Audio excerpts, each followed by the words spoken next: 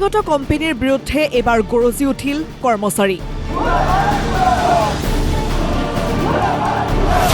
ৰঙিয়াৰ iconic glass কোম্পানীৰ বিৰুদ্ধে কৰ্মচাৰীৰ ক্ষোভ। দীৰ্ঘদিনৰ পৰা কোম্পানীৰ বিৰুদ্ধে কৰ্মচাৰীক প্ৰবঞ্চনা কৰাৰ অভিযোগত ৰাজপথলৈ ওলাই আহিল শ শ কৰ্মচাৰী। বাৰে বাৰে অভিযোগ দিয়াৰ পাছতো গুৰুত্ব নিদিয়াৰ অভিযোগ আইকনিক গ্লাছ কোম্পানীৰ বিৰুদ্ধে। কোম্পানীটোৰ স্বত্বাধিকাৰী আয়ুষ গুপ্তা আৰু ঠিকাদাৰৰ বিৰুদ্ধে প্ৰবঞ্চনা কৰাৰ অভিযোগ এইসকল শ্ৰমিকৰ। খং আৰু ক্ষোভত বন্ধ কৰিলে কোম্পানীৰ কাম। তেখেতসকলে যদি আমাৰ নামানে, আমাৰ যিটো মন্তব্য দিছোঁ আমি তেখেতসকলে নামানিলে আমি কাম নকৰোঁ বুলি কৈছে সিহঁতে।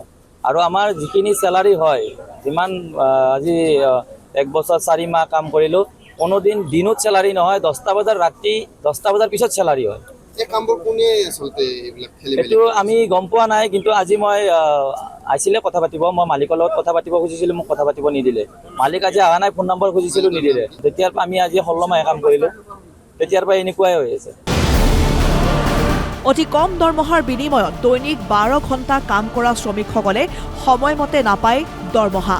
PF, ESICৰ লগতে কোনো ধৰণৰ প্ৰাথমিক চিকিৎসাৰ সা সুবিধা নথকাৰ অভিযোগ এইসকল শ্ৰমিকৰ। PFৰ পইচাটো আজি আমি 1 বছৰ 4 মাহ হৈ গ'ল, এতিয়ালৈ আমাৰ PFৰ পইচাটো জমা কৰা নাই।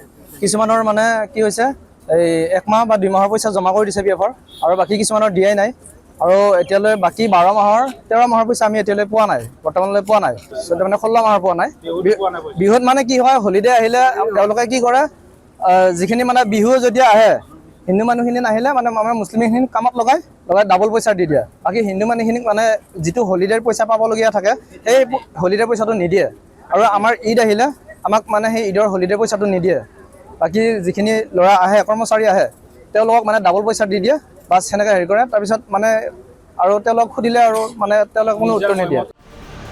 ব্যক্তিগত এই কোম্পানীটোৱে থলুৱা অসমীয়া যুৱকক প্ৰবঞ্চনা কৰাৰো অভিযোগ। বহিৰাগত যুৱকক অধিক দৰমহা দি নিযুক্তি দিয়াৰো অভিযোগ শ্ৰমিকৰ। ইয়াৰ পৰা যিসকল অনাগত আহিছে মানুহ, তেওঁলোকৰ দৰমহাটো বেছি, কিন্তু কাম সমানে কৰে, সকলোৱে কাম সমানে কৰে, কিন্তু তেওঁলোকক দৰমহাটো অলপ বেছিকৈ দিয়ে। আমাৰ যিখিনি লোকেল অসমীয়া আছে তেওঁলোকক দৰমহাটো কমকৈ দিয়ে, কিন্তু কামটো সমানে কৰে সকলোৱে। যে আমাৰ সকলোৰে দৰমহাবিলাক সমানে হওক, সকলোৱে সমানে দৰমহা পাওক।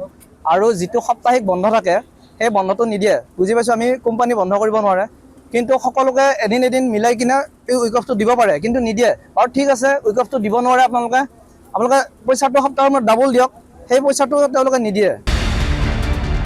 দীৰ্ঘদিনীয়া এই অভিযোগসমূহ লৈ কাৰখানাৰ বাহিৰত প্ৰতিবাদ সাব্যস্ত কৰে এইসকল শ্ৰমিকে। প্ৰতিবাদৰ পাছতেই কাৰখানাৰ বাহিৰত প্ৰতিবাদ কৰাৰ পাছতেই উপস্থিত হয় কোম্পানীৰ এগৰাকী বিষয়া। শ্ৰমিকৰ অভিযোগৰ কথা কোৱাত গা এৰা মন্তব্য বিষয়াগৰাকীৰ।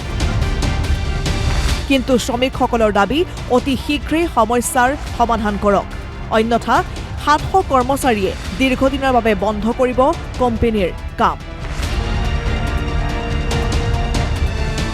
ৰঙিয়াৰ পৰা ছৈয়দ মুস্তাফা আহমেদৰ ৰিপৰ্ট, অসম লাইভ 24।